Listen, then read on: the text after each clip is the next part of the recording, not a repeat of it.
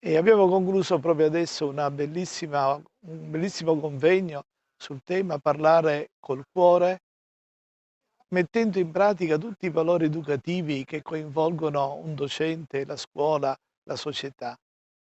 Ecco, questo è il tema della settimana delle comunicazioni sociali, che quest'anno si conclude il 21 maggio con una celebrazione solenne, essendo una giornata nazionale, e tutto il mondo è coinvolto e coinvolge maggiormente i giornalisti ad annunciare la positività dei valori.